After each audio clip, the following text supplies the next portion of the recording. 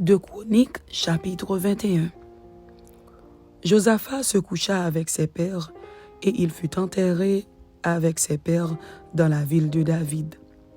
Et Joram, son fils, régna à sa place. Joram, roi de Juda, invasion des Philistins et des Arabes.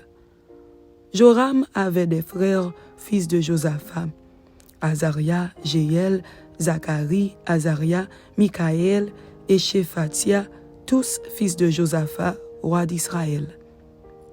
Leur père leur avait donné des présents considérables en argent, en or et en objets précieux, avec des villes fortes en Juda.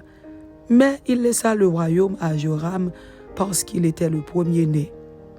Lorsque Joram eut pris possession du royaume de son père et qu'il se fut fortifié, il fit mourir par l'épée tous ses frères et quelques-uns aussi des chefs d'Israël.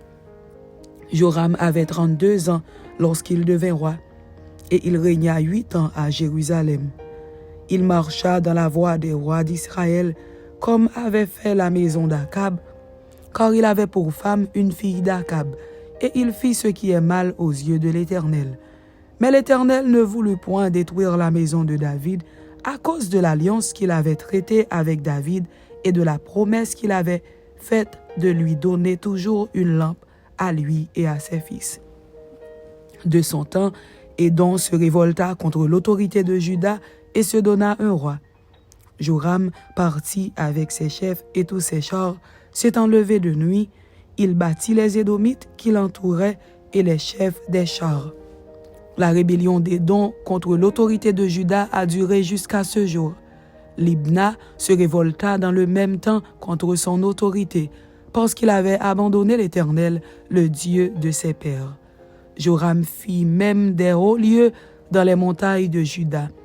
Il poussa les habitants de Jérusalem à la prostitution et il séduisit Juda.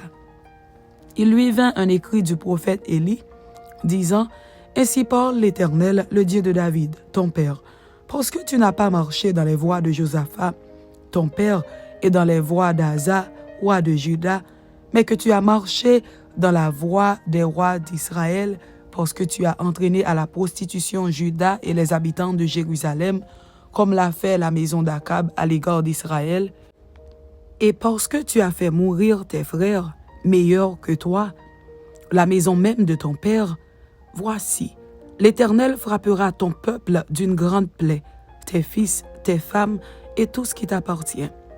Et toi, il te frappera d'une maladie violente, d'une maladie d'entrailles, qui augmentera de jour en jour jusqu'à ce que tes entrailles sortent par la force du mal. Et l'Éternel excita contre Joram l'esprit des Philistins et des Arabes qui sont dans le voisinage des Éthiopiens. Ils montèrent contre Juda, y firent une invasion, pillèrent toutes les richesses qui se trouvaient dans la maison du roi, et emmenèrent ses fils et ses femmes, de sorte qu'il ne lui resta d'autre fils que Joachaz, le plus jeune de ses fils.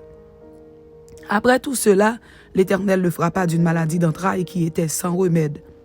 Elle augmenta de jour en jour, et sur la fin de la seconde année, les entrailles de Joram sortirent par la force de son mal. Il mourut dans de violentes souffrances, et son peuple ne brûla point de parfum en son honneur, comme il l'avait fait pour ses pères. Il avait 32 ans lorsqu'il devint roi, et il régna 8 ans à Jérusalem. Il s'en alla sans être regretté, et on l'enterra dans la ville de David, mais non dans les sépulcres des rois.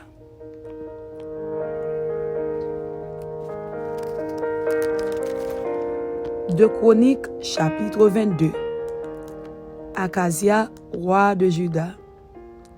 Les habitants de Jérusalem firent régner à sa place Akazia, son plus jeune fils, car la troupe venue au camp avec les Arabes avait tué tous les plus âgés.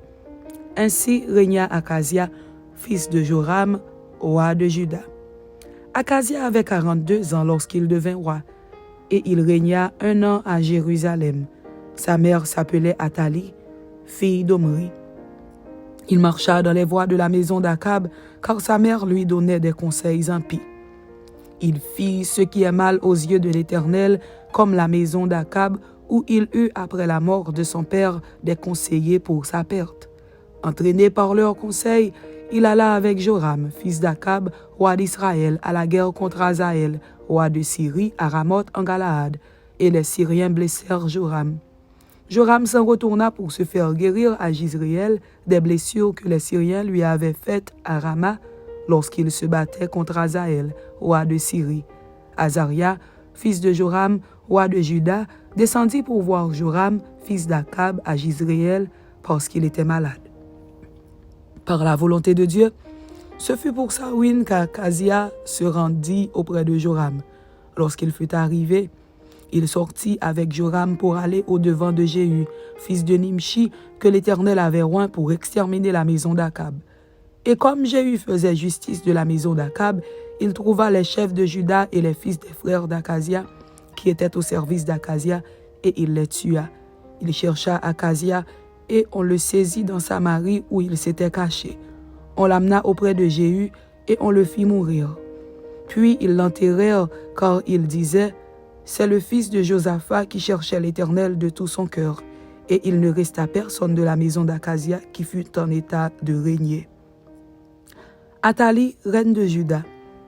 Athalie, mère d'Akazia, voyant que son fils était mort, se leva et fit périr toute la race royale de la maison de Juda. Mais Joshabéat, fille du roi, prit Joas, fils d'Akazia, et l'enleva du milieu des fils du roi.